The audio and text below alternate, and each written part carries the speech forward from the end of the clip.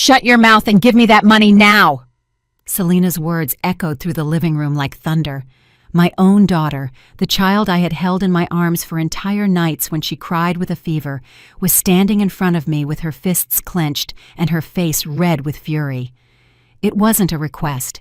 It was a demand, an order delivered with such contempt that I felt as if something had been ripped from my chest. I was sitting on the sofa, my hands resting on my lap, trying to explain to her why I couldn't just hand over the $2 million that my brother Robert had left me, trying to make her understand that this money represented my security, my future, my peace of mind. But she didn't want to listen. She just wanted to yell. "Mom, don't give me a hard time. You don't need that money. You live alone. You don't spend anything. What the heck are you going to do with $2 million at your age?" Her words cut right through me. At my age. As if being 67 years old meant my life no longer mattered. As if I no longer had the right to decide what was mine.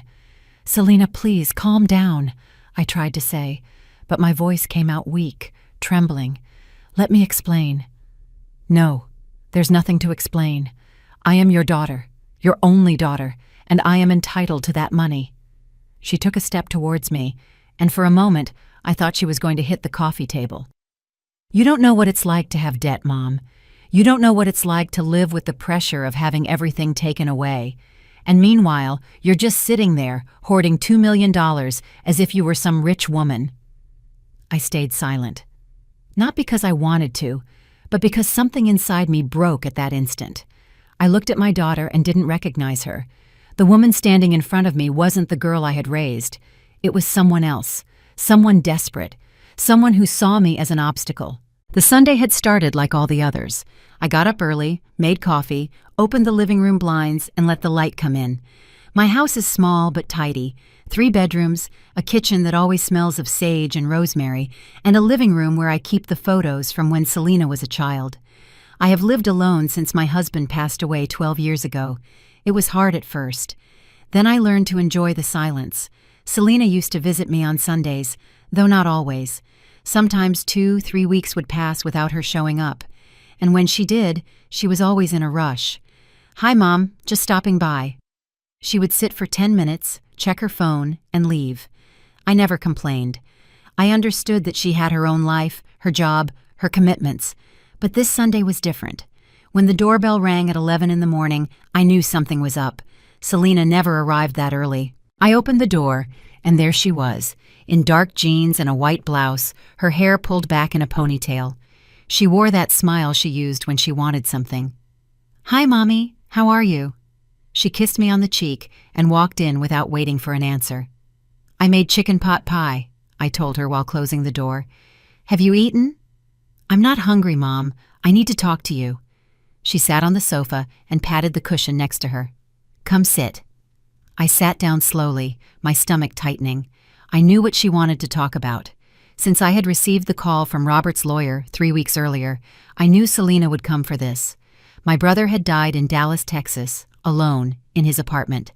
A massive heart attack at 72 years. He didn't suffer, they told me. He simply passed, and he left me everything he had. $2 million. The money he had saved working in construction for 40 years. Money he never spent on vacations, on luxuries, on anything. Robert lived modestly. He always said he preferred security over pleasure. "Mom, I know you received the inheritance from Uncle Robert," Selena said, her voice soft. Too soft. "And I want you to know I'm really happy for you. Seriously. You deserve it." I nodded, but didn't say anything. I waited. "The thing is, well, Mom, you know I've been having financial issues, serious problems. I have debt with the bank, with my credit cards, and I'm at the limit. If I don't pay soon, they're going to foreclose on my house." She moved closer and took my hand. "Mom, I need your help. I need you to give me part of that money. Not all of it. Just enough to get out of this." I felt a lump in my throat, not because I didn't want to help her, but because something in her tone told me this wasn't a request. It was the beginning of something bigger. "Selena, I understand you're going through a tough time," I said slowly, "but that money is all I have. It's my security. At my age, I can't work anymore. I can't recover what I spend. And I also don't know how much longer How much longer are you going to live? Selena let go of my hand and leaned back. Seriously, Mom? You're telling me you'd rather die with $2 million in the bank than help your own daughter? I'm not saying that, Selena. I'm just saying I need to think about it, that I need to see how— Think about what, Mom? What is there to think about? I'm your daughter, your own blood, and I'm here asking you for help and you tell me you have to think about it. Her voice started to rise. You know what? I always knew you were selfish, but I never thought you'd be this bad. I froze. Selfish. That word pierced me like a nail. Selena, please, don't talk like that. Don't talk like that? And how do you want me to talk, Mom? I'm desperate, and you're just standing there calm with $2 million that you don't even need. She got to her feet and started pacing. You don't understand anything. You live in your world in this little house without worries. But I have a real life. I have real expenses. I have real problems. I had problems too, Selena, I said, and my voice came out firmer than I expected. I struggled too, and I never yelled at anyone for money. That was the mistake, because at that moment, Selena spun around and looked at me with a fury I had never seen in her before. Shut your mouth and give me that money now, she shouted, and the sound filled the entire house. Don't preach to me. Don't talk to me about your struggle. You don't know anything about living in the world today. Give me the damn money before it's too late. I stayed seated, watching her, unable to believe what I was hearing. My daughter, the girl I had raised with love, with sacrifice, with everything I had. She was yelling at me. She was treating me like I was her enemy. And in that moment, something inside me shifted. I couldn't sleep that night. I stayed sitting in bed, my back against the headboard, staring at the ceiling. Selena's words kept echoing in my head like an unrelenting sound. Shut your mouth and give me that money now, over and over. Every time I closed my eyes, I saw her standing in front of me, with that rage on her face, as if I were the worst person in the world for not handing over the only thing I had left. I got up when the clock showed 5 a.m. There was no point in trying to sleep anymore. I went to the kitchen, put water on to boil, and made coffee. The same ritual as always. Opening the canister, taking out the white mug with blue flowers that my husband gave me 20 years ago, scooping 2 spoonfuls of coffee, and waiting. The house was silent. A silence that used to give me peace, but now made me feel lonelier than ever. I looked out the kitchen window. The sun was just starting to rise. The streets were empty. Everything seemed normal, but nothing was normal. Not after what had happened. Selena had left the apartment, slamming the door so hard that the pictures on the wall shook. She didn't say goodbye. She didn't look at me. She just grabbed her purse and left like a storm. I stayed sitting on the sofa, trembling, not knowing what to do, not knowing whether I should cry or simply accept that something had broken forever. I took a sip of coffee and felt the warmth go down my throat. I needed to think. I needed to understand how we had gotten to this point. Because Selena wasn't always like this. Or maybe she was. Maybe I simply didn't want to see it. My life hasn't been glamorous. I haven't traveled the world or had luxuries. After my husband died, I learned to live simply. With my widow's pension and the savings we had, I managed to get by. I paid my bills, bought my groceries, kept the house clean. I didn't need more. Or so I thought. Selena grew up in this house, the same house where I now live alone. When she was a child, she ran through these hallways, played in the small backyard we have out back, sat at this very kitchen table doing homework while I made dinner. She was a sweet girl, obedient, affectionate. But something changed as she grew up. Maybe it was after her father died. Maybe it was when she got married and divorced 2 years later. Or maybe it was when she lost her job and had to start over. I don't know. What I do know is that the Selena who came to my house yesterday is not the same one I raised. I sat down at the kitchen table and opened the drawer where I keep important papers. I pulled out the envelope Robert's lawyer had given me. Inside were all the inheritance documents, the letter my brother wrote before he died, the certificate of deposit, the numbers, $2 million, an amount I still hadn't fully processed. I read Robert's letter for the 5th time. His handwriting was shaky, almost illegible in some parts. Laura, my dear sister, If you are reading this, it means I am gone. I want you to know that everything I have is yours. I have no one else. You are the only family I have left. Use this money however you want. Live peacefully. Live happily. Don't give it to anyone who doesn't value you. Don't let anyone take what is yours. With love, Robert. I closed my eyes and felt the tears stream down my cheeks. Robert was always wise. He always knew how to see the things I didn't want to see. And in that letter, he was warning me. He was telling me to protect what was mine, not to let myself be manipulated. I put the letter back in the envelope and placed it in the drawer. I finished my coffee and stood up. I had to do something. I couldn't just sit here waiting for Selena to yell at me again. I had to take control of my life. I spent the rest of the morning cleaning the house. I swept the living room floor, dusted the furniture, washed the dishes that Selena hadn't even touched the day before. Every movement was mechanical, automatic, but it helped me not to think, not to feel the knot in my chest that wouldn't go away. When I finished, I sat on the sofa and looked at the photos on the mantelpiece. Selena as a baby, in my arms. Selena at her high school graduation, in a white dress and a huge smile. Selena on her wedding day, radiant, happy, and me beside her. Proud, always believing she was the best daughter in the world. But photos lie. Or maybe not. Maybe that girl did exist, and at some point, she got lost. The phone rang at 11 in the morning. I looked at the screen. It was Selena. My first instinct was not to answer, but something inside me still held on to hope. Hope that she had called to apologize, to tell me she had been wrong, to be my daughter again. I answered. "Mom." Her voice sounded different, calmer, almost sweet. "Yes, Selena. What is it?"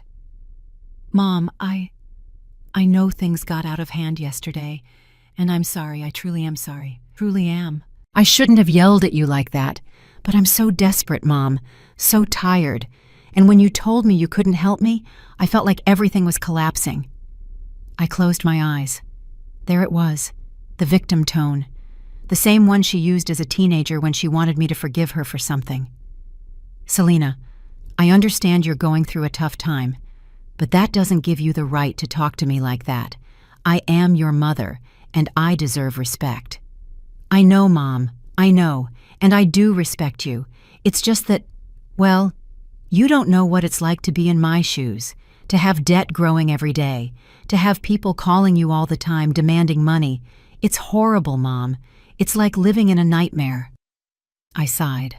Part of me wanted to hug her, to tell her everything would be fine, but another part of me, the part that Robert's letter woke up, told me to stop, not to fall for this again. "Selena, I can't solve all your problems. You're an adult. You have to find a way to get out of this on your own." There was a long silence. Too long. "That's all you're going to tell me, Mom? That I should figure it out myself?" Her voice started to change. The sweetness was fading. "I have a mother with $2 million, and you tell me to figure it out myself. Unbelievable."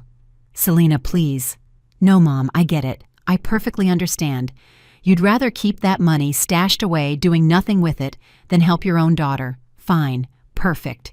Now I know who you really are." And she hung up. I was left with the phone in my hand, staring at the screen. I felt something break inside me, something that wasn't going to be repairable. The following days were strange.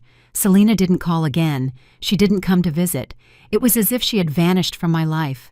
At first I felt relief, but then came the guilt. That guilt that mothers always carry. The guilt of wondering if I had done the right thing, if I should have given her the money, if I was selfish for wanting to keep it. I got up every morning with the same routines, made coffee, opened the blinds, cleaned the house, but everything felt empty, like I was living on autopilot, like my life no longer had meaning. One afternoon, I was watering the plants in the backyard when I heard someone knocking on the door. My heart skipped a beat. I thought it was Selena, that she had come back, that everything was going to be fine. But it wasn't her. It was Pamela Turner, my lifelong neighbor. Pamela is 63 years old, with short gray hair and a smile that always makes me feel better. We have lived on the same block for more than 30 years. We have been through everything together, Divorces, deaths, illnesses. She is more than a neighbor. She is my friend, my sister. "Laura, are you okay?" she asked with that look that knows how to see beyond words. "I haven't seen you in days, and you seem off." I looked at her and felt the tears begin to well up. I didn't want to cry. I didn't want to be weak. But with Pamela, I couldn't pretend. "Come in, Pamela. I need to talk to someone." Pamela came into the house and sat down with me at the kitchen table. I made her coffee and sat across from her. I didn't know where to start. I didn't know how to explain what was happening without sounding like a selfish mother who denies everything to her daughter. "Tell me, Laura, what happened?" Pamela put her hand over mine. Her touch was warm, comforting, the complete opposite of the coldness I had felt from Selena. I took a deep breath and started talking. I told her everything. From Robert's lawyer's call to last Sunday when Selena yelled at me in the middle of the living room, I told her about the $2 million, about the pressure, about the hurtful words, about the door slam, about the call where Selena blamed me for being selfish. Pamela listened without interrupting. She just nodded occasionally, her eyes fixed on mine. When I finished speaking, I realized I was crying. The tears were falling uncontrollably, and I couldn't stop them. "Oh, Laura," Pamela said softly, "this isn't your fault. You know that, right?" "I don't know, Pamela. Sometimes I think I am selfish, that I should help her. She's my daughter. What mother doesn't help her daughter when she needs it?" "A mother who respects herself," Pamela replied firmly. "Laura, listen to me closely. That money is yours. Your brother left it to you, not to Selena, to you. And he did it because he loved you, because he trusted you, because he knew you were going to need it. But Selena has debt. She has problems, and I'm sitting here with $2 million that I don't even know what to do with. And what has she done to get into that debt, Laura? Has she told you?" Pamela looked at me with that expression she has when she knows something I don't want to admit. "Because I've seen Selena. I've seen her arriving in Ubers, buying new clothes, going out to expensive restaurants. She doesn't look like a person who is broke." I stayed silent, because Pamela was right. Selena always complained about not having money, but her life didn't look like someone in crisis. She always wore designer clothes. She always had the newest phone. She was always talking about places she had gone. "Laura, there's something you need to understand. You are not responsible for Selena's problems. She is an adult. She is over 40 years old. If she has debt, it's because she made decisions that led her there, and that is not your fault." "But she's my daughter, Pamela." "Yes, and precisely because of that, you must not let her manipulate you." Pamela squeezed my hand. "Because that is what she is doing, Laura. She is manipulating you. She is using your mother's love against you, and you are letting her." Her words hurt me, not because they were cruel, but because they were true. A truth that I had been avoiding since last Sunday. "What should I do, Pamela? I don't know anymore. I feel like if I give her the money, I'm going to be left with nothing. But if I don't give it to her, I'm going to lose my daughter." "Laura, if your daughter only wants you for your money, then you've already lost her. And that's the most painful thing, but it's the reality." Pamela got up and went to the cupboard. She took out a bottle of water and poured me a glass. "Drink, and listen to me. You have to protect yourself. You have to make sure that money is safe, because if Selena is that desperate, she won't stop until she gets what she wants." "Do you think she would do something bad?" I asked. Pamela didn't answer right away. She sat down again and looked me straight in the eyes. "I think desperation makes people do things they never thought they would do, and I think you need to be prepared." That conversation with Pamela left me thinking for days. I started to see things differently. I began to recall situations I had previously ignored, like that time Selena borrowed $5,000 to pay for a supposed medical emergency. She never paid me back. She never mentioned the topic again, or when she asked me to borrow my credit card because hers was blocked. She made purchases for more than $2,000 and took months to pay me. She always found an excuse. She always made me feel guilty for asking her to return the money, and I always ended up forgiving her, because she was my daughter, because I believed that was what mothers did. But now, with $2 million at stake, things were different, and I knew it. I decided to follow Pamela's advice. I needed to protect myself. I needed to make sure that money was safe. So I made an appointment with a lawyer, not the same one who handled Robert's inheritance. He was in Texas, and it was complicated. I looked for one here, in the city, someone who could guide me on what to do. The lawyer's name was Gregory Wells. He had a small office downtown, in an old but well-maintained building. When I walked in, he greeted me with a kind smile. He was a man in his 50s, with glasses and a calmness that made me feel safe. "Mrs. Chavez, please have a seat. How can I help you?" I explained the situation to him.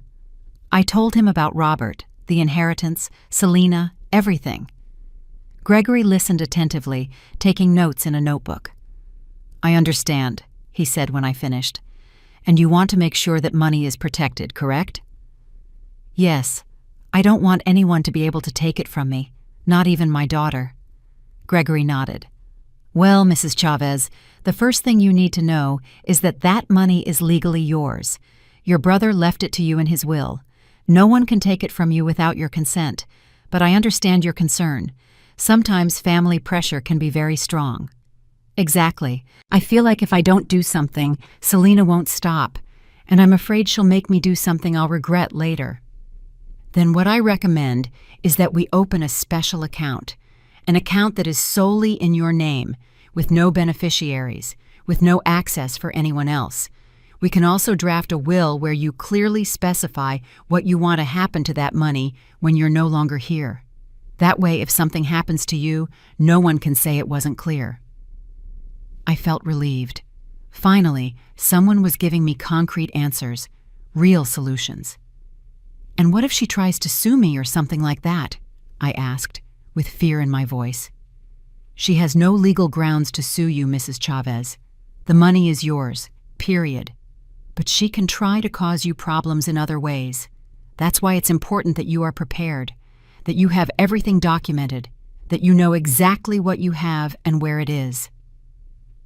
I left Gregory's office feeling stronger, with a plan, with something concrete to do. I was no longer alone in this. I was no longer lost.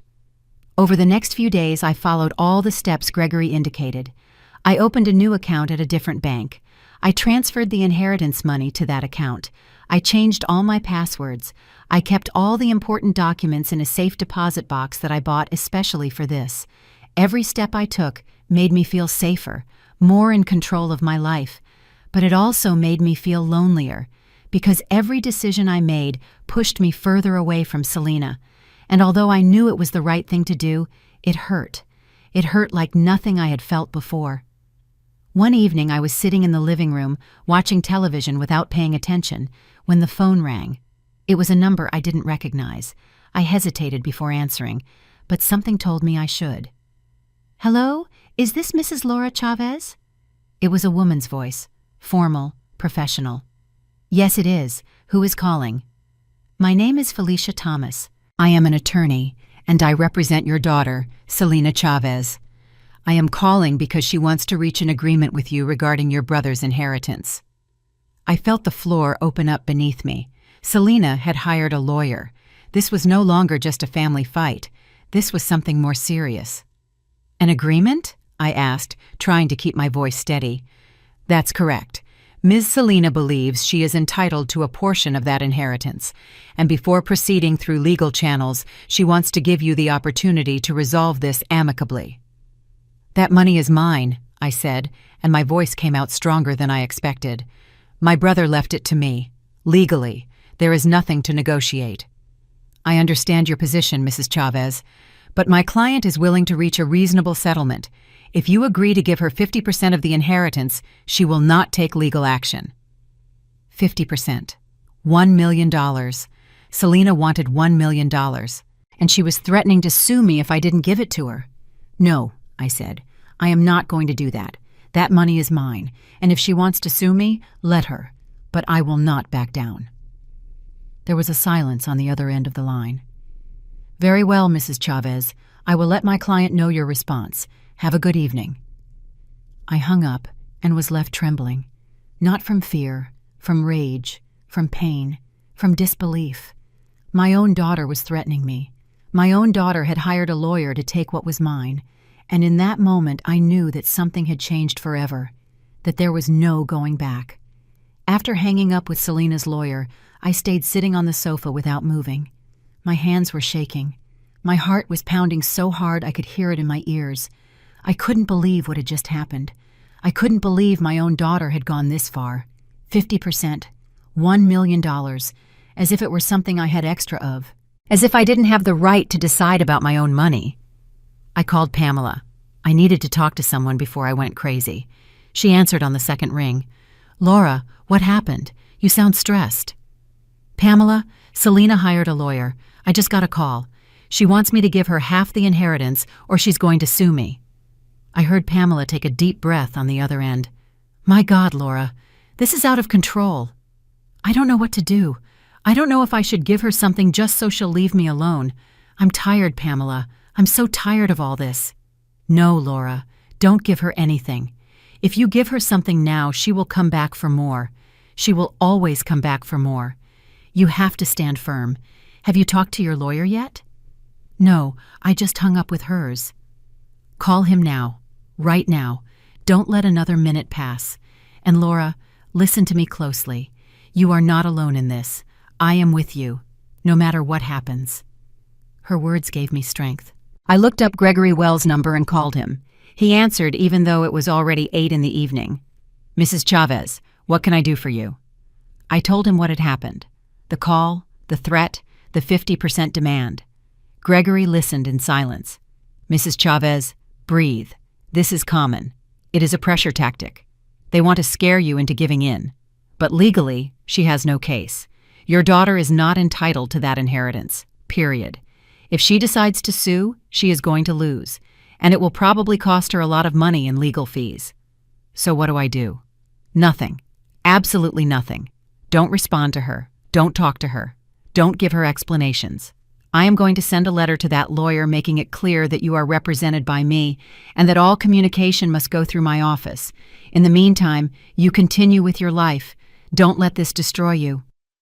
I hung up feeling a little better, but only a little. Because even though Gregory was right, even though the law was on my side, none of that changed the fact that my daughter was attacking me, that the girl I had raised with love now saw me as her enemy. The following days were a nightmare. Selena began calling me constantly, at all hours, in the morning, in the afternoon, at night. She left long messages, some crying, others yelling. "Mom, please, let's talk. I don't want us to go to court. Just give me what is mine and everything will be fine." Or, "Mom, I can't believe you're doing this to me. After everything I've done for you, this is your fault. Everything is your fault." I stopped answering. I followed Gregory's advice. But every message I listened to was like a punch to the stomach, like a wound that wouldn't stop bleeding. She also started sending me text messages, hundreds, some pleading, others threatening. "Mom, if you don't give me that money, you're going to regret it. I'm going to tell everyone everything you've done. All the truth. You are a bad mother, you always were, and now everyone is going to know it." I read the messages and wondered if she really knew me, if she really believed the things she was saying, or if she was simply so desperate that she didn't care about hurting me anymore. One afternoon there was a knock on the door. I looked through the peephole before opening. It was Selena. She was standing there in jeans and a black jacket, her hair down. She looked tired, haggard, as if she hadn't slept in days. I stayed on the other side of the door, without opening. I didn't want to face her, not after everything that had happened. "Mom, I know you're there. Please, open up. I need to talk to you." Her voice sounded soft, almost broken. I didn't answer. "Mom, please, just 5 minutes. I'm begging you." Something inside me shifted. She was my daughter. She was pleading. And I, as always, wanted to believe that this time was different, that this time she was truly sorry. I opened the door slowly. Selena looked at me with teary eyes. Her face was swollen, as if she had been crying for hours. "Thank you, Mom. Thank you for opening up." 5 minutes, Selena. Only 5 minutes." She came in and sat on the sofa. I stood near the door, ready to run if things got ugly. "Mom, I know things have gotten out of control. I know I've said horrible things, And I'm sorry. I really am sorry." She wiped her tears with the back of her hand. "I'm just desperate. Mom, I have almost $100,000 in debt. The bank is threatening to take my house. I don't have a job. I don't have anyone to help me. And you are all I have." I sat in the armchair across from her. I looked at her without saying anything, waiting. "I know the money is yours. I know Uncle Robert left it to you. But Mom, you don't need it. You live well with your pension. You have this house. You have everything taken care of. I, on the other hand, I'm about to lose everything. Can't you help me? Even just a little?" "Selena, how did you end up with $100,000 in debt?" I asked. My voice came out harsher than I expected. She looked down. "Things. Expenses. Life is expensive." "Mom, you don't understand because you don't live in my world." "What expenses, Selena? Clothes, restaurants, trips?" "It's not just that. I also had emergencies, things I had to pay for. It wasn't all frivolous." "And why didn't you ask for help before? Why did you wait until now?" "Because you didn't have money before, Mom. But now you do. Now you have $2 million, and I don't understand why you don't want to share even a little bit with me." There it was again. That tone. That way of making me feel guilty. Of making me believe I was the bad person for not giving her what she asked for. "Selena, that money is my security. It is the only thing I have for my old age, for emergencies, to be able to live peacefully without depending on anyone." "But I'm your daughter, Mom. Families are supposed to help each other. You're supposed to want to help me." "I helped you your entire life, Selena.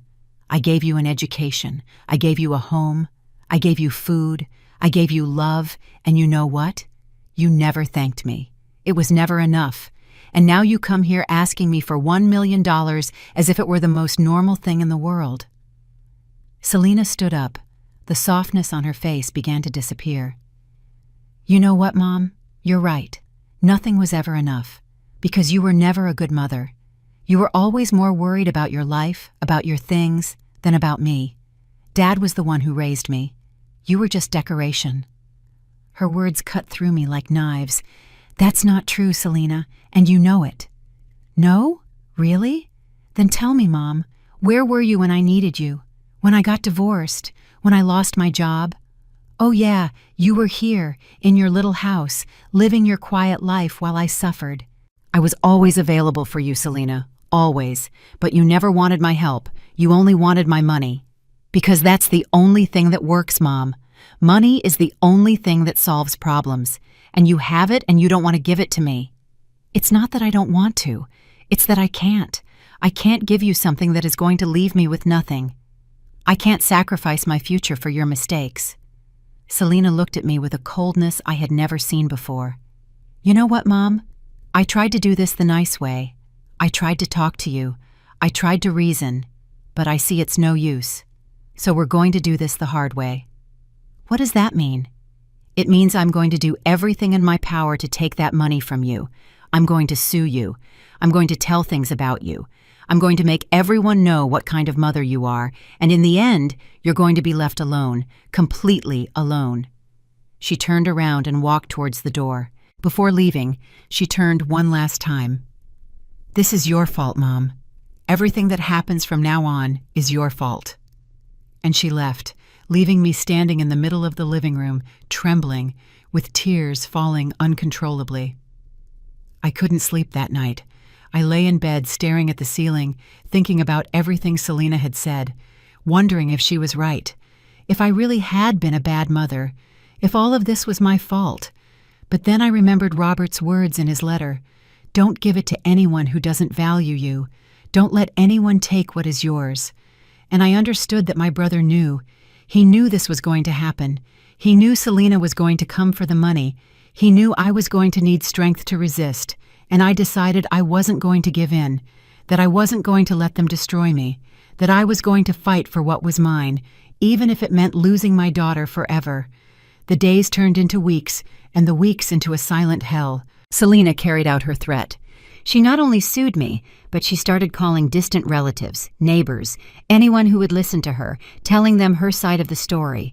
I was the villain, the selfish mother who refused to help her daughter in trouble, the stingy old woman who preferred to keep millions than lend a hand to her own flesh and blood.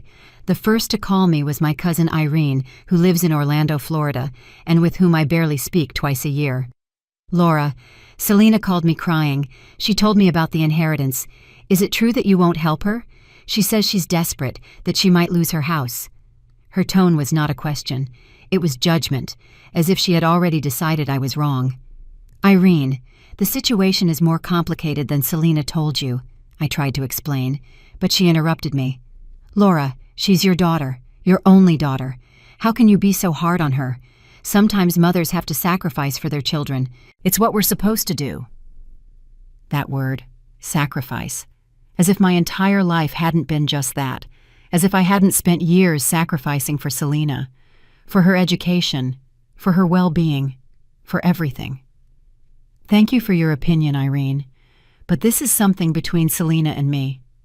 And I hung up before she could say anything else. Then it was my neighbor down the street, Carol, who stopped greeting me. Before, she always stopped when she saw me passing, asked me how I was, offered me coffee. Now she crossed the street to avoid running into me. Pamela told me that Selena had gone to visit her, that she had cried for an hour talking about how bad I was, about how I was letting her starve while I was swimming in cash. "People talk, Laura," Pamela told me one afternoon while we were having tea in my kitchen. "They are saying horrible things about you, and you can't stay silent." "And what do you want me to do, Pamela? Go out into the street to defend myself? Explain to every person what is really happening? I'm not going to do that. People can think whatever they want." "But it's affecting you. I see you getting thinner every day, more tired. You are not eating well. You are not sleeping. Selena is destroying you, and you are letting her." She was right. I had lost almost 20 pounds in the last few weeks. I wasn't hungry. I didn't feel like doing anything. I woke up in the early hours with my heart racing, thinking about everything Selena was saying about me, about how she was painting me as a monster. But the worst part wasn't what she told others. It was what she sent to me. The text messages arrived at all hours. "Mom, you know what? I hope you die soon so I can finally have what is mine." Or, "You are a selfish old woman and everyone knows it. No one is going to be by your side when you die alone." Or, "I hope that money makes you happy because it's the only thing you'll ever have." Every message was a stab. Every word reminded me that the daughter I knew no longer existed, that in her place was a stranger full of hatred and resentment. One morning I was at the grocery store buying vegetables when I heard voices behind me. Two women I didn't know, speaking in low voices, but loud enough for me to hear. That's her, the one who doesn't want to help her daughter. Seriously? She looks so normal. Who would have thought she was such a bad person? Well, yeah, my friend told me that the daughter is about to be homeless and she has millions saved up. What a terrible mother. I gripped the bag of vegetables and walked towards the checkout. I didn't turn around. I didn't say anything. But I felt the shame cover me like a heavy blanket. I paid quickly and practically ran out of the store. When I got home, I locked myself in my room and cried. I cried like I hadn't cried in years. I cried for the daughter I had lost, for the reputation she was destroying, for the peace I no longer had. Pamela came that afternoon. She knocked insistently until I opened the door. She saw my swollen face, my red eyes, and hugged me without saying anything. She let me cry on her shoulder until I had no tears left. "This has to stop, Laura," she said when I finally let go. "Selena is slowly killing you, and you have to defend yourself." "How, Pamela? How do I defend myself against my own daughter?" "By confronting her, by saying enough is enough, by showing her that you won't let her destroy you."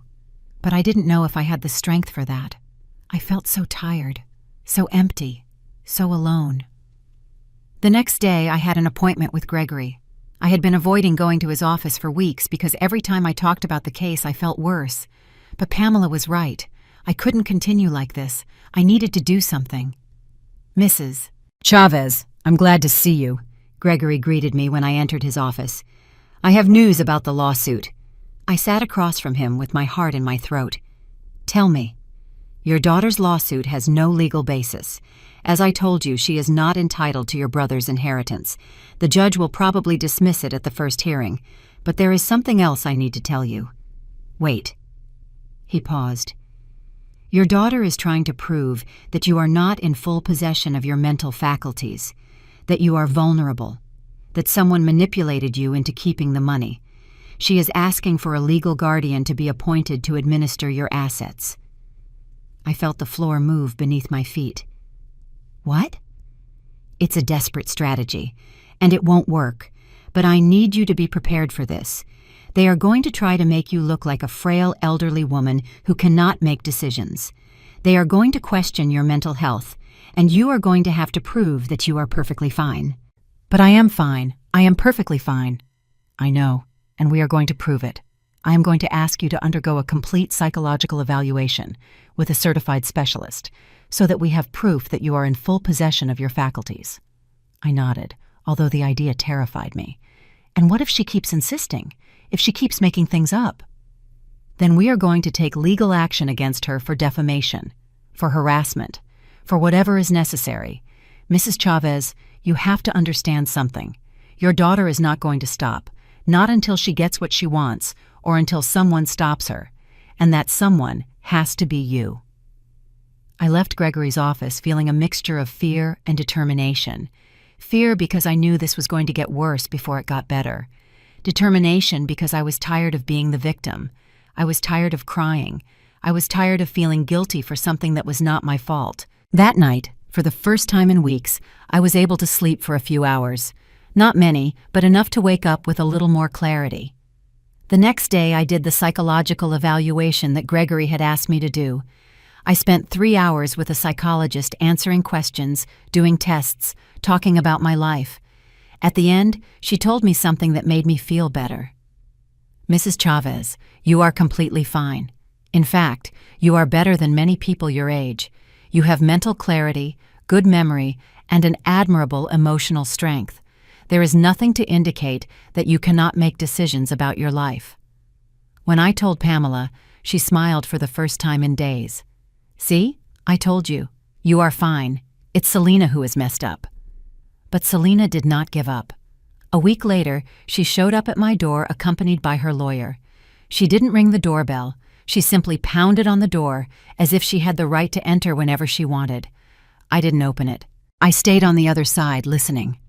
"Mom, I know you're there. Open the door. We need to talk." Selena's voice sounded tired, defeated. "Mrs. Chavez, I am attorney Felicia Thomas," said the other voice. "We just want to speak with you for a few minutes to see if we can reach a settlement before this goes to trial." "I have nothing to discuss with you," I said from inside. "Anything you have to say to me, say it through my lawyer."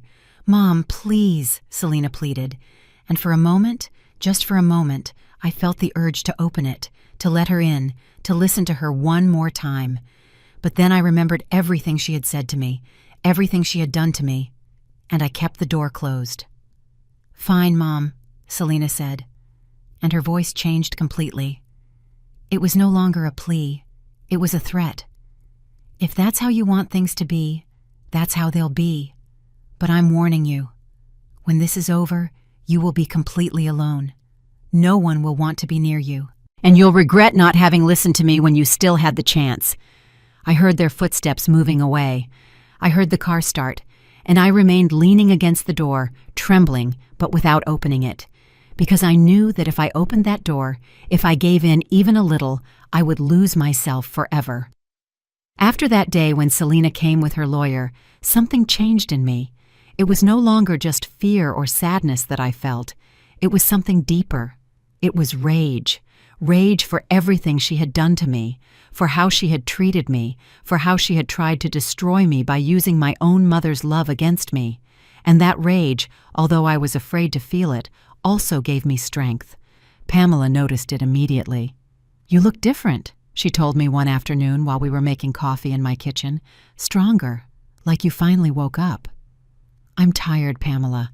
Tired of crying, tired of feeling guilty, tired of letting Selena control me. I can't continue like this." "I'm glad to hear you say that, because you need that strength for what is coming. This is not going to end soon, but you are going to get out of this, and you are going to come out stronger." I followed her advice. I started taking care of myself. I started eating normally again. I went for walks in the mornings. I started reading again, something I hadn't done in months. Little things that reminded me that I still had a life, that it was still worth living. One morning, while I was watering the plants in the backyard, I heard someone knocking on the door. My first instinct was not to open it. I thought it was Selena again. But when I looked through the window, I saw a woman I didn't know. She was in her 50s, with brown hair pulled back in a braid and wearing a simple beige dress. I opened the door slowly. "Yes, how can I help you?" The woman smiled warmly at me. "Mrs. Laura Chavez?" "Yes, that's me." "My name is Tanya Davis. I am a social worker at the Senior Support Center. Your neighbor, Mrs. Pamela Turner, contacted us. She said you might need support." I felt a mixture of surprise and gratitude. Pamela had done this for me without even telling me. "I don't know if I need support," I said uncertainly. "But you can come in." Tanya came in and we sat in the living room. She explained that the center offered legal, psychological, and social services for older adults who were going through difficult situations. "It's more common than you think, Mrs. Chavez. Many people your age face pressure from family members over money or property issues, and we are here to help." I told her my story, everything, from the inheritance to the threats to the lawsuit. Tanya listened without interrupting, taking a few notes in a notebook. "Mrs. Chavez, the first thing I want you to know is that you are not alone. And the second is that you have done nothing wrong. You have every right to protect your assets. It is yours. And no one, not even your daughter, can force you to hand it over." Her words made me feel validated, understood, something I hadn't felt in a long time. "We have a support group," Tanya continued. "They are women your age who have gone through similar situations.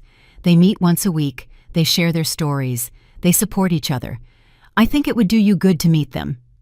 I accepted. I had nothing to lose. The following week, I went to my first group meeting. It was in a small room at the community center. There were 6 women sitting in a circle, all over 60, all with stories similar to mine. The first to speak was a woman named Grace.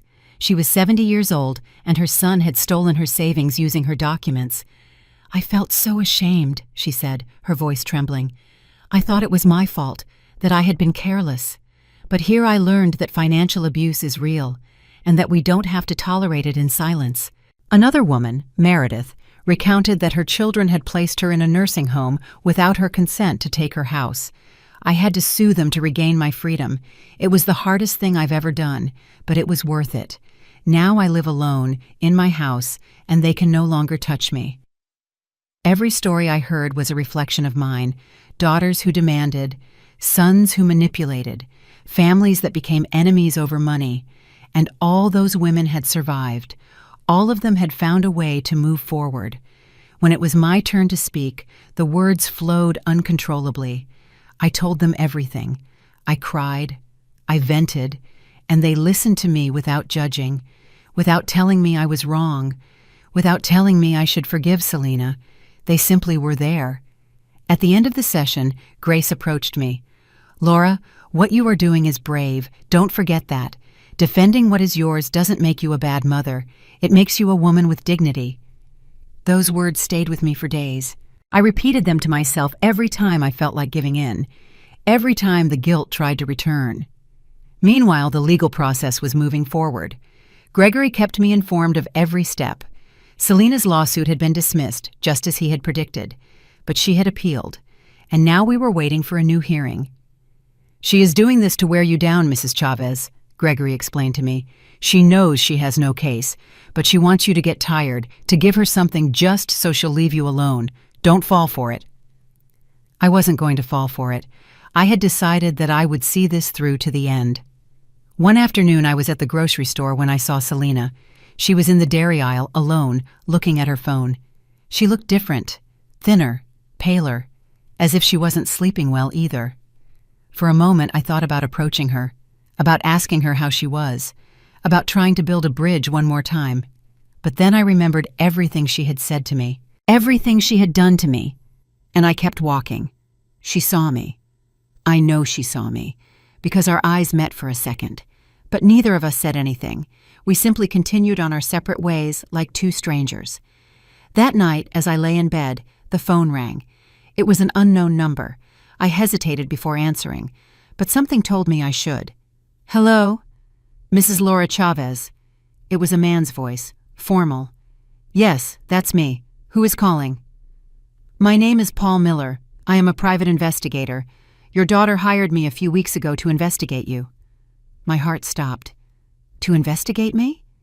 "That's right. She wanted me to find something she could use against you, some mistake in your finances, some legal problem, something. But I didn't find anything. You are an irreproachable person, Mrs. Chavez." "And why are you calling me?" "Because I don't agree with what your daughter is doing. I have a mother.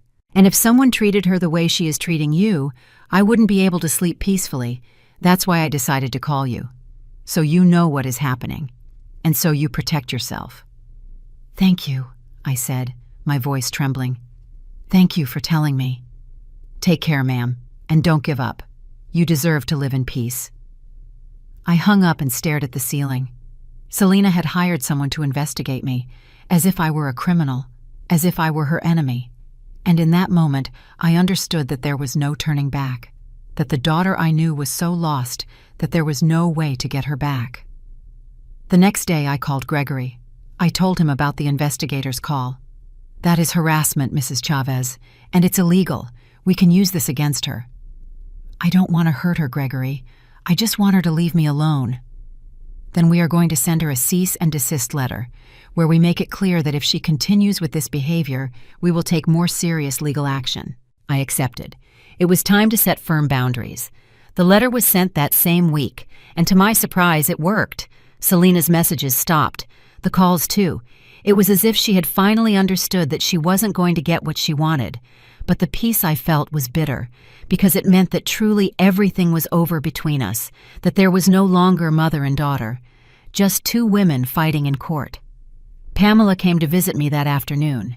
She found me in the backyard, watering the plants that my husband had planted years ago. "How are you?" "I feel relieved. No more yelling, no more threats. But on the other hand, I feel empty, like I've lost something I'm never going to get back." "You lost a daughter who never really existed, Laura. The daughter you thought you had was an illusion. The real Selena is the one you saw these past months, and it hurts. It hurts like hell, but it's better to know the truth than to live in a lie." She was right, as always. "And now what do?" I asked. "Now you live. You live for yourself. You build a new life, a life where you are the priority, where your peace is the most important thing." That night, for the first time in months, I slept through the night without waking up, without nightmares, without fear, just peace. And I understood that Pamela was right. It was time to live for myself. The following weeks were strange, not because they were full of drama or conflict, but precisely the opposite. For the first time in months, my life was quiet. No threatening messages, no midnight calls, no pounding on the door. It was as if Selena had finally accepted that she wasn't going to get what she wanted. Or at least, that's what I wanted to believe. I focused on myself. I started going to the support group religiously every week.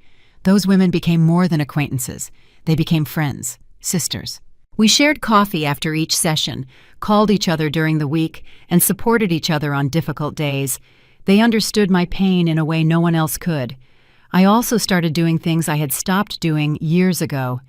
I enrolled in a knitting class at the community center. I started cooking with joy again, not out of obligation. I fixed up the garden I had neglected. Every plant I planted, every stitch I knitted, every meal I prepared was an act of recovery, of returning to myself. One morning, while I was in the kitchen preparing pumpkin bread, something I hadn't done since my husband died, the phone rang.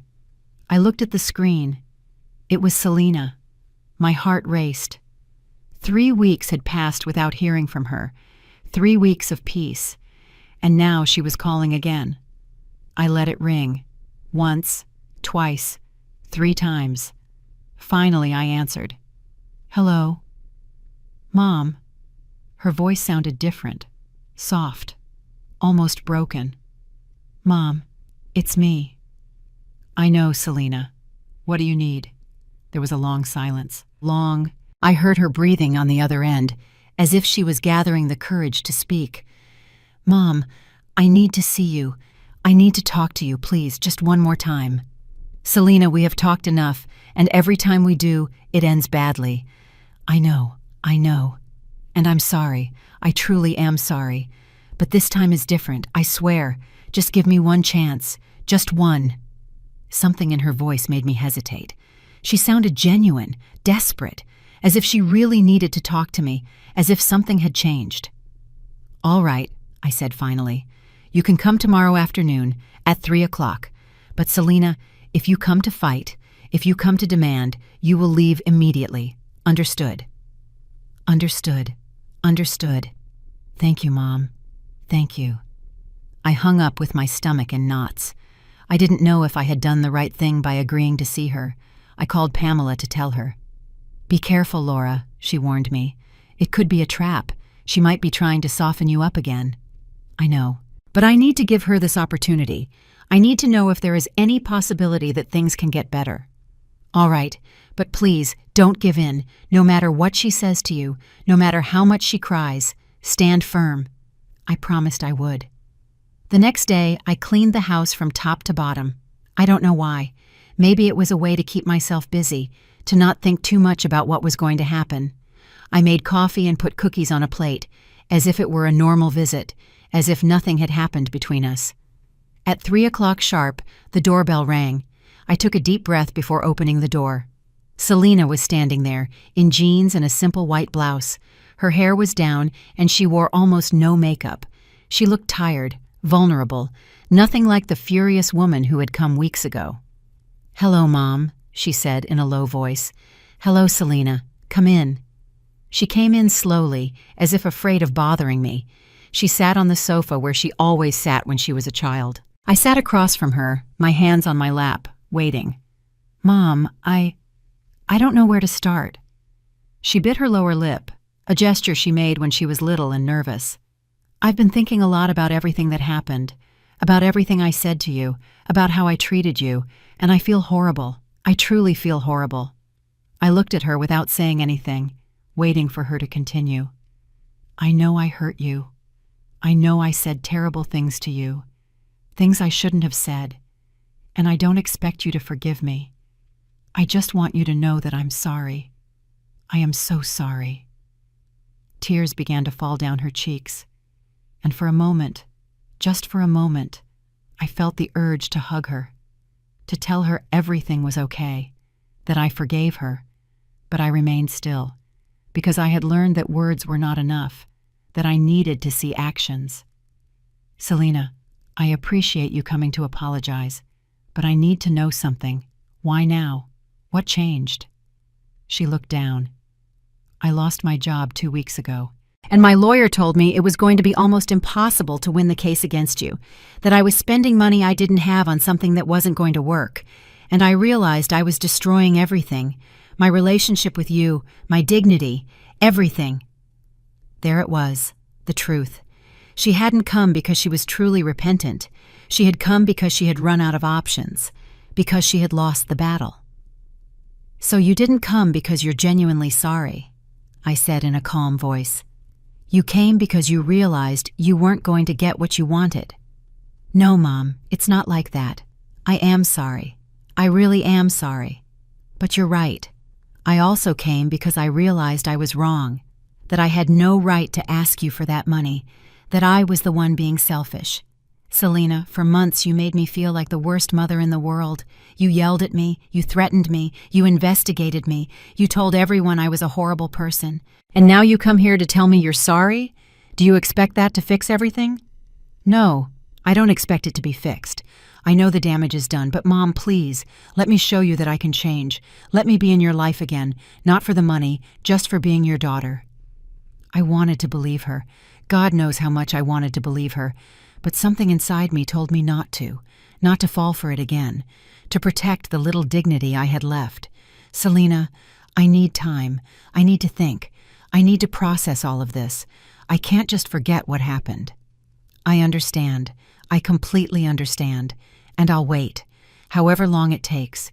Just please, don't close the door on me forever. She got up to leave. Before walking out, she turned around. Mom, I want you to know something else. I withdrew the appeal to the lawsuit. I told my lawyer that I no longer wanted to continue with this. It's over. I won't bother you anymore.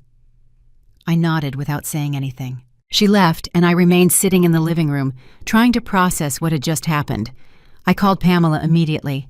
I told her everything. And did you believe her? She asked. I don't know. Part of me wants to believe her, but another part tells me she's just saying what she knows I want to hear. Exactly. Laura, this is another manipulation. A more subtle one, but manipulation nonetheless.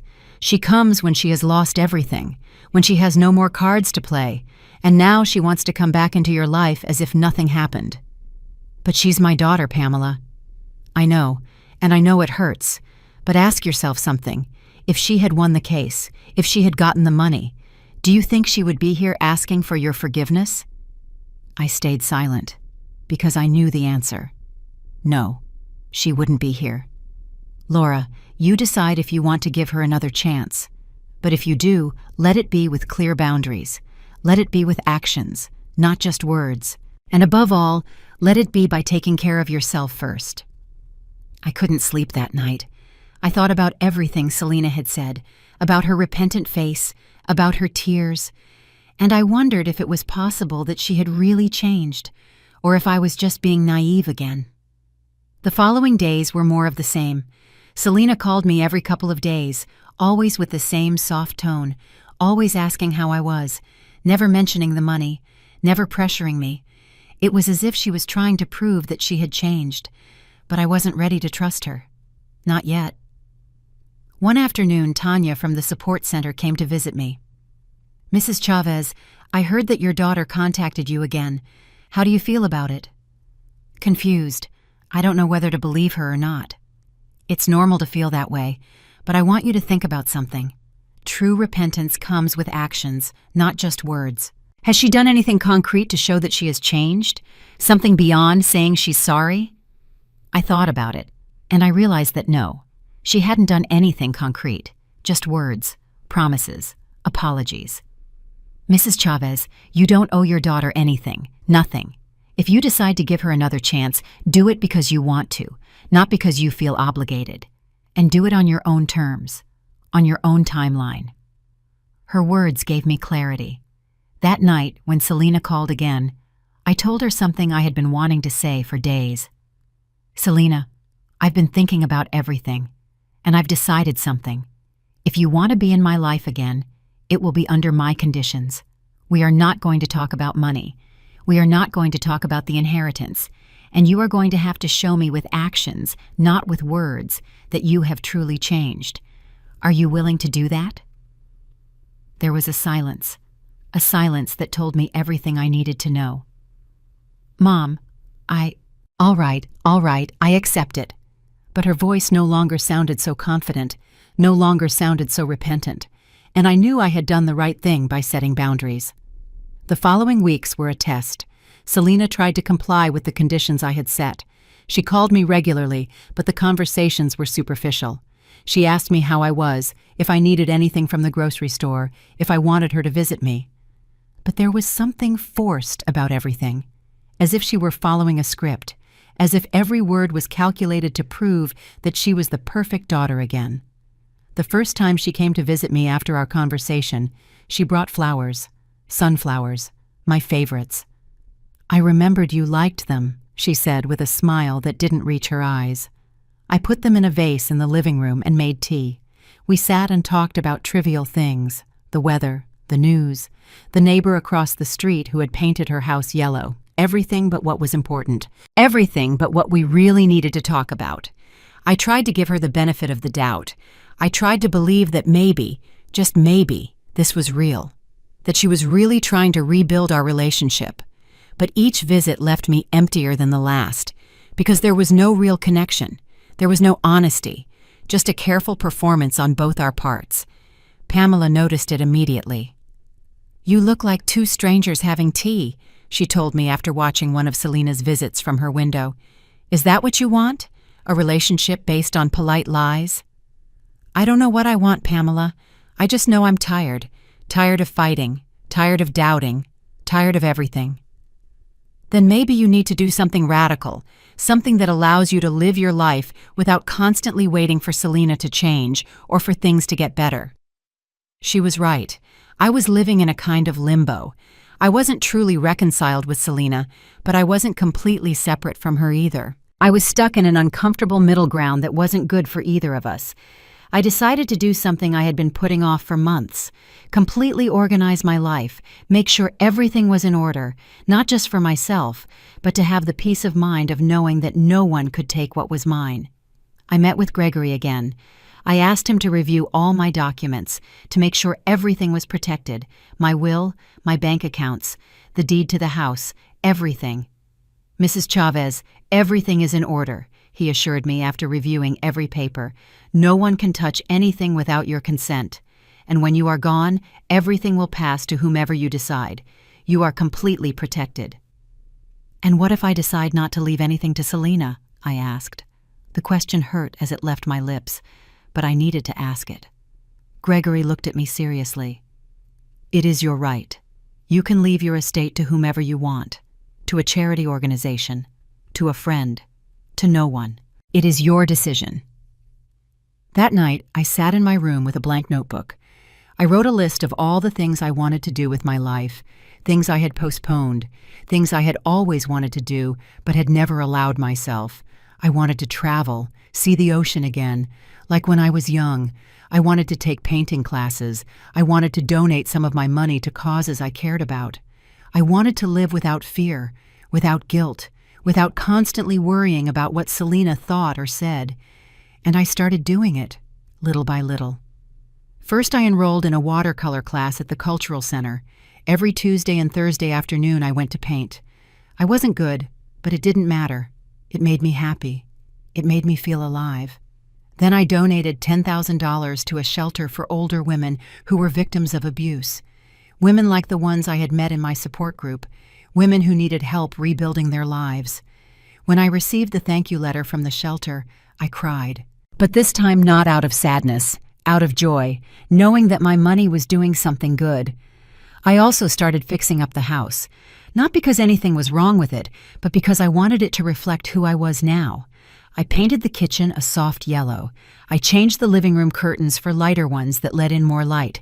I bought new plants for the backyard. Every change was an act of self-love, of reclaiming my space. Selena noticed the changes when she came to visit me. The house looks different, Mom. It looks good. Thanks. I decided it was time to make some changes. She nodded, but didn't say anything else. And I didn't offer any more explanations. I no longer felt the need to justify my decisions. One afternoon, while I was painting in my watercolor class, my phone rang.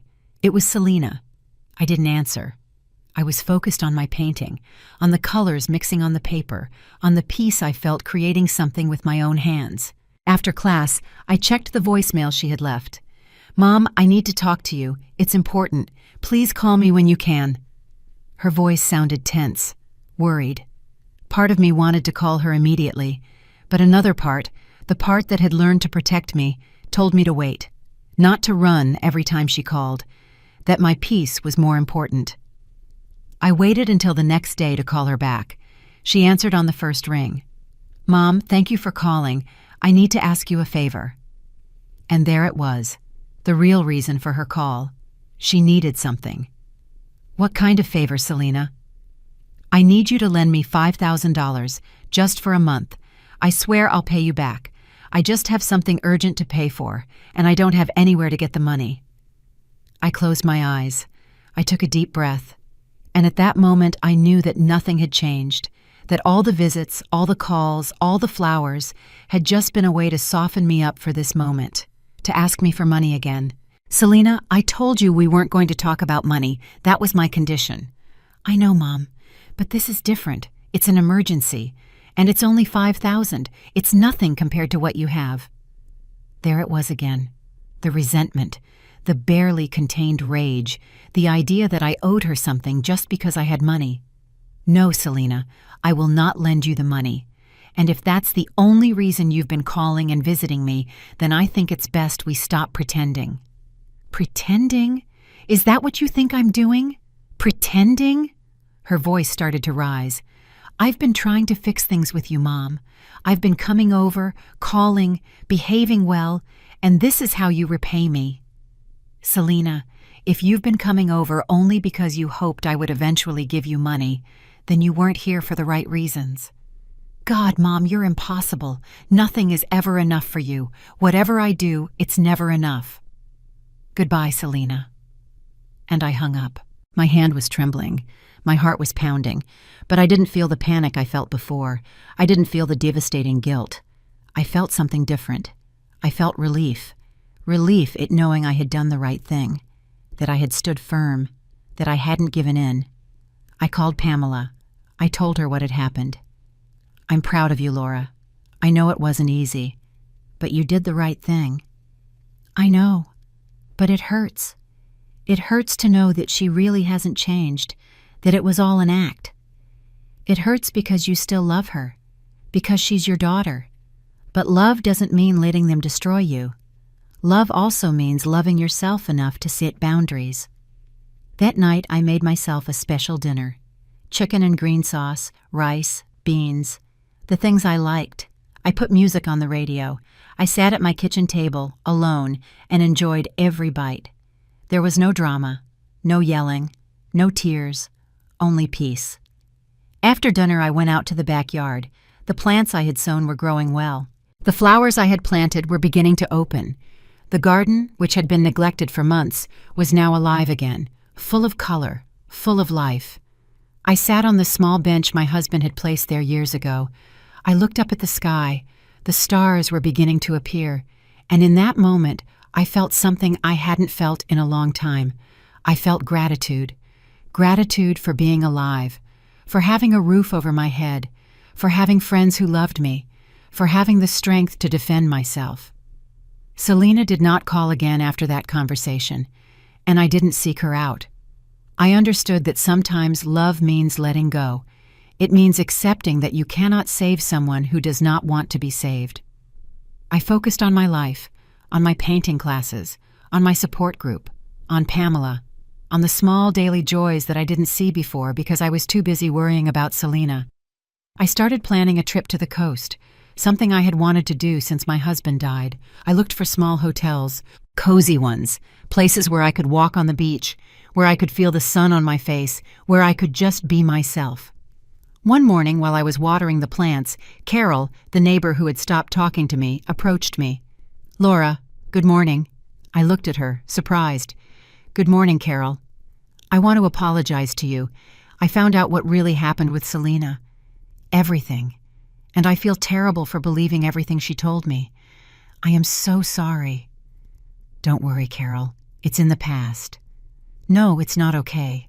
I judged you without knowing the whole story. And that was wrong. I hope you can forgive me." I nodded. "It is forgiven."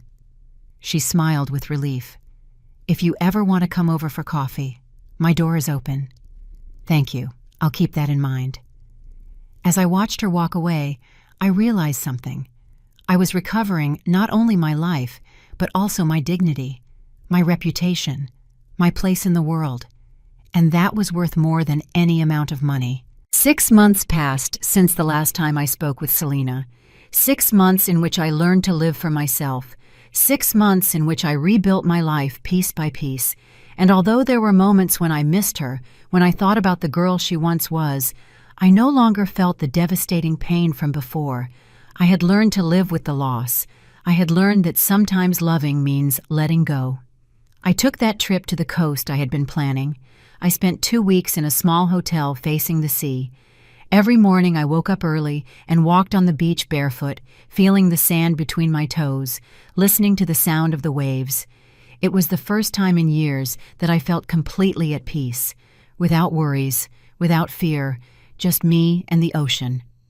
During that trip, I met other women my age, women who were also alone, who were also rebuilding their lives after losses, divorces, or family conflicts.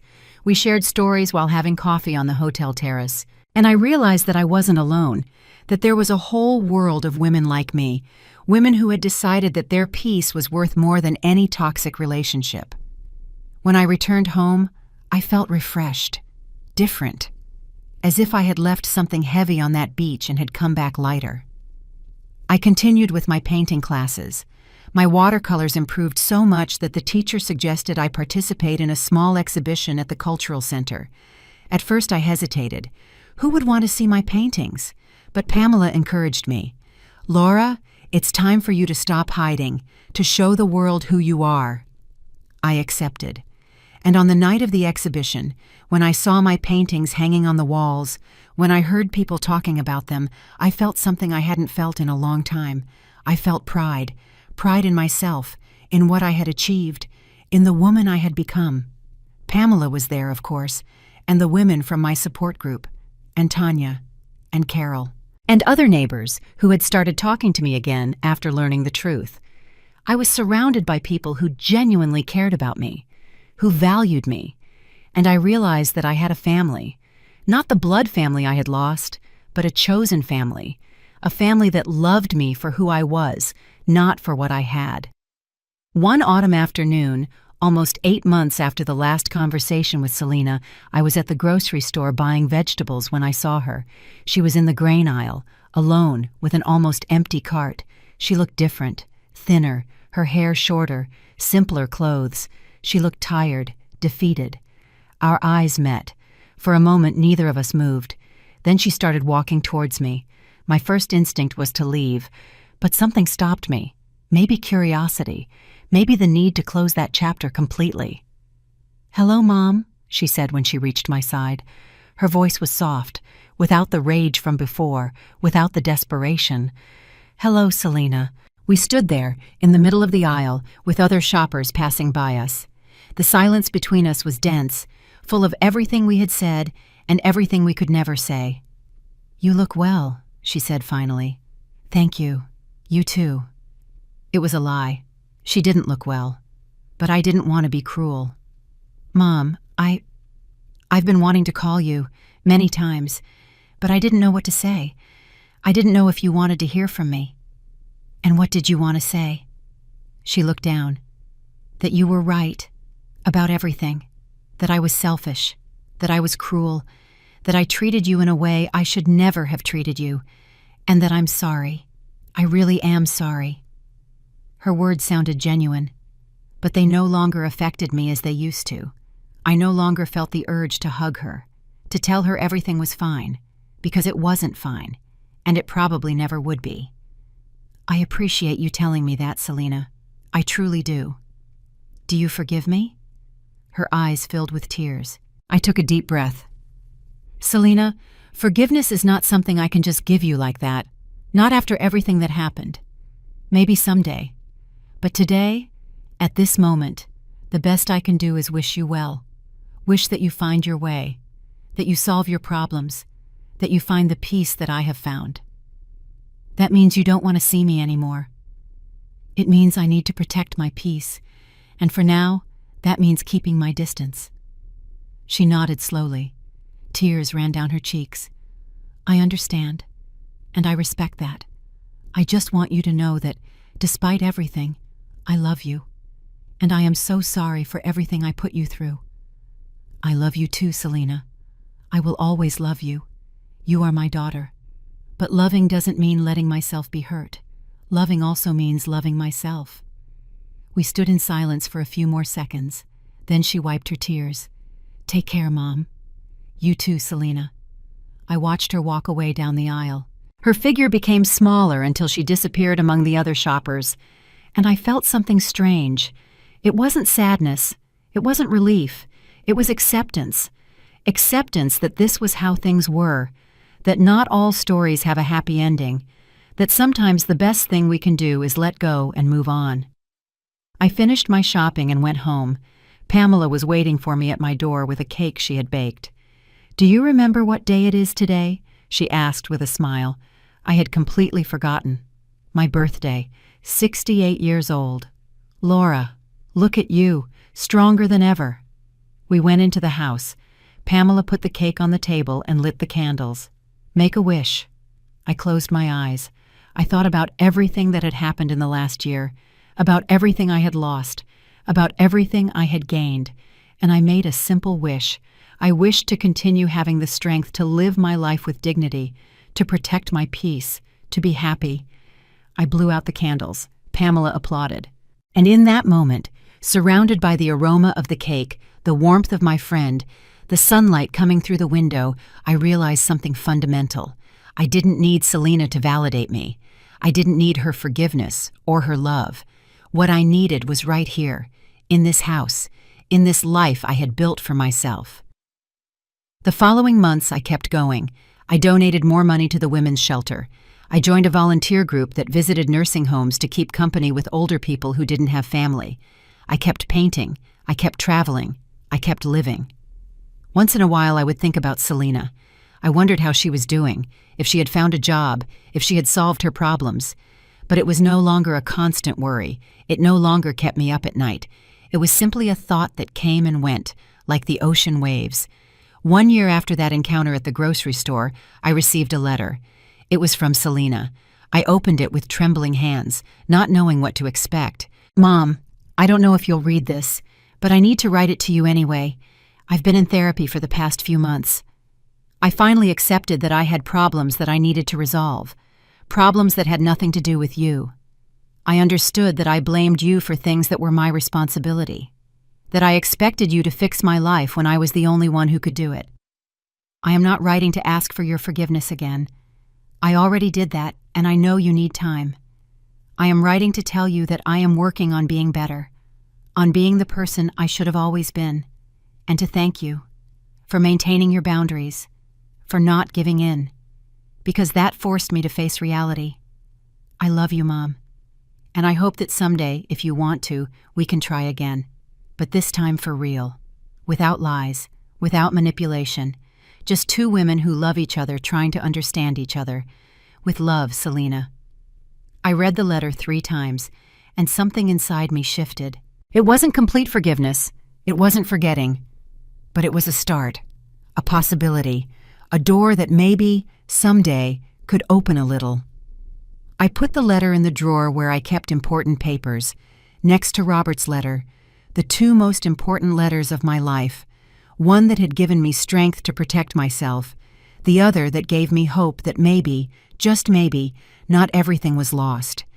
But even if that hope never became reality, I would be fine, because I had learned the most important lesson of all, that my worth didn't depend on whether Selena loved me or not, that my happiness didn't depend on having a perfect relationship with my daughter, that I was enough, exactly as I was. I sat in the backyard that afternoon with a cup of tea in my hands, looking at the flowers I had planted. Each one had grown strong and beautiful, like me, despite everything, despite the storms, despite the pain. And in that moment, I understood that this was my happy ending. Not the one I had imagined when Selena was small, not the one of a perfect family gathered around a table, but this one, me, alone but at peace, surrounded by people who valued me, living a life I had chosen, a life with dignity, because in the end, that is what matters. Not how much money you have, not whether your family understands you or not, but whether you can look in the mirror and be proud of who you are, if you can sleep peacefully knowing that you defended what was yours, that you didn't let anyone take your dignity. And I could. Finally, after so much pain, I could. The sun began to set, painting the sky orange and pink. The flowers in the garden moved gently in the breeze, and I stayed there, sitting in my little paradise, grateful for everything I had lost and for everything I had found. Because sometimes, to find yourself, you first have to get lost. And sometimes, to truly live, you first have to learn to let go. And I had learned. At last I had learned. I had